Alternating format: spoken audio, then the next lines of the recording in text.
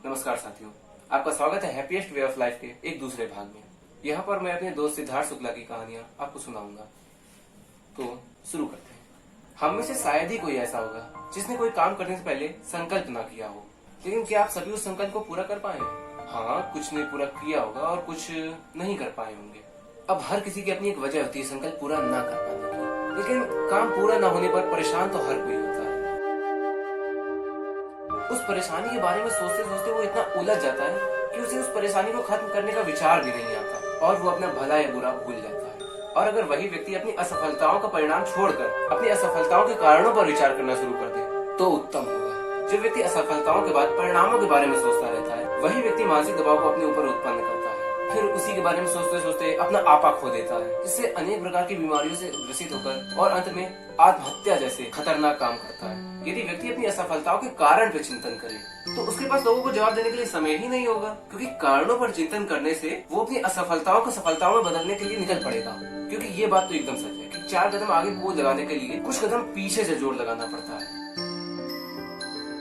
मैं आपको एक ऐसी ही कहानी बताने जा रहा हूँ, ध्यान से सुनिएगा। एक बच्चा था जिसका जन्म बहुत गरीब परिवार में हुआ था। उस परिवार में बहुत से सदस्य थे, जिसे एक बड़ा परिवार कहा जा सकता है। उस परिवार में उस बच्चे का 7 साल का होना ही उसके बचपन का अंत था, जहाँ उसे अपने परिवार का पेट भरने के लिए मजदूरी के लिए निकलना पड़ा, जिसकी वजह से वो लड़का कभी भी स्कूल जाकर अपनी पढ़ाई की शुरुआत तक न कर सका। जहाँ उसके छोटे छोटे कंधे पर पढ़ाई का बस्ता होना चाहिए था, तब उसके कंधे पर माँ बाप, 3 भाई और 2 बहनों का भार आ गया था। वो बच्चा उस 7 साल की उम्र में ही मजदूरी करके सारी जिम्मेदारी संभालने लगा। समय बीतता गया और वो बच्चा बड़ा हो गया। वो अपने जीवन में खुद के लिए कुछ नहीं कर पाया, लेकिन उसने अपने भाइयों को खूब पढ़ाया, काबिल बनाया। लेकिन जब उसके भाई अपने पैरों पर खड़े हुए, अच्छी जगह कमाने के लिए बाहर निकले, तो वो बच्चा जिसने सबको पाला था, उसके दिल में खुद की कोई सीमा नहीं थी और अब वो अपनी बची हुई जिंदगी को अपने भाइयों के सारे सोचकर खुश था। लेकिन जब वो भाई कमाने खाने लगे तो वो उस भाई की कुर्बानी भूल गए, जिसकी वजह से आज वो अपने पैरों पर खड़े हुए हैं। क्या आप सब सोच सकते हो उस व्यक्ति पर क्या बीता होगा? जिन भाइयों के लिए उसने अपना बचपन खत्म कर दिया, आज उसे सब भूल गए। सब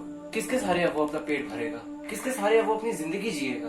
किसके लिए अब वो जीना चाहेगा? खैर, उसने अपने भाइयों की बदसलूकी को नजरअंदाज करते हुए खूब मेहनत की और अपने भाइयों की शादी ये सोचकर की कि जब इनके कंधों पर जिम्मेदारियां पड़ेंगी तब ये मेरा दर्द समझेंगे और उसका ख्याल भी रखेंगे।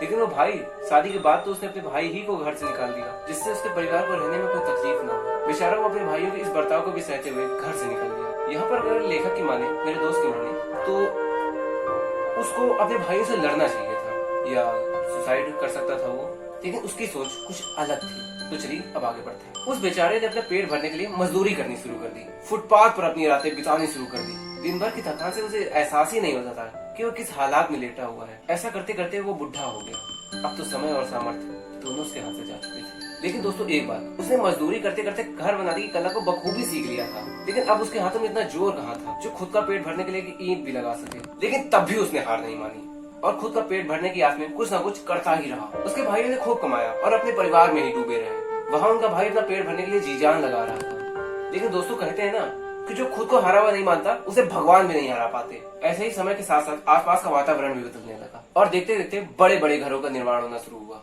इसी तरह उस वृद्ध के सामने बन रहा घर वृद्ध देखता रहा, लेकिन उस घर के बनने के तरीके में उस वृद्ध को कुछ सही नहीं लगा और उसने संकोच से जाते हुए कहा, बाबूजी ये घर की बनावट ठीक नहीं लग रही है, इस प्रकार से बना हुआ घर जल्दी ही गिर जाएगा। उस वृद्ध की बात सुनकर नौजवान ने कार्य को रुकवाते हुए वृद्ध के कहने पर उस मकान का निर्माण कराया, जिससे मकान मजबूत और बहुत सुंदर भी बना। इस बात को देखकर नौजवान ने वृद्ध से उसके बारे में पूछा। वृद्ध ने अपनी पूरी कहानी विस्तार से सुना दी और इस वृद्ध की कहानी को सुनकर उस नौजवान की आंखों में आंसू आ गए। वृद्ध के मकान निर्माण की बुद्धि से नौजवान भी प्रभावित था और वो नौजवान कोई और नहीं, एक सिविल इंजीनियर था, जिसने उस वृद्ध को भी अपने साथ रख लिया और उसकी मदद से कई मकानों के निर्माण के नक्शे तैयार किए और खूब तरक्की की, जिससे उस वृद्ध को भी पहचान मिली और वो वृद्ध बहुत बड़े बड़े कॉन्ट्रैक्ट पर काम करने लगा और देखते देखते वो भी अमीरों की श्रेणी में आ गया। उसने अपने आप को मशहूर कर दिया। दोस्तों ये कहानी तो यहीं खत्म होती है, पर मैं इस सबसे आपको कुछ बताना चाहता हूँ कि जिंदगी में कुछ भी हो जाए, कुछ भी, लेकिन भगवान ने हमें इतना अच्छा शरीर दिया यार, आत्महत्या करके हम लोग को इसका अंत नहीं करना है। इस वृद्ध की तरह लड़ना है, संघर्ष करना है, आखिरी तक संघर्ष करना है और अपनी बुलंदियों को छूना है। दोस्तों ये कहानी तो मेरे दोस्त की सोच पर आधारित थी, लेकिन आप लोग ये तो मानेंगे ना कि काल्पनिक कहानियां ही अक्सर हकीकत में बदलती हैं। दोस्तों अगर आपको ये वीडियो पसंद आई है तो इसको लाइक करिएगा, शेयर करिएगा, कमेंट करके हमें जरूर बताइएगा कि आपको ये वीडियो कैसी लगी। आपके पास कोई सुझाव हो तो हमको और दीजिएगा। वो जो लाल बटन दिख रही है उसको दबा दीजिएगा, बेल की बटन भी दबा दीजिएगा, उससे हम लोग की लेटेस्ट वीडियोस आप तक पहुंचती रहेंगी। मैं भाई तिवारी आपसे फिर मिलूंगा ऐसी रोचक और प्रेरणादायक कहानियों के साथ। तब तक के लिए गुड बाय, जय हिंद।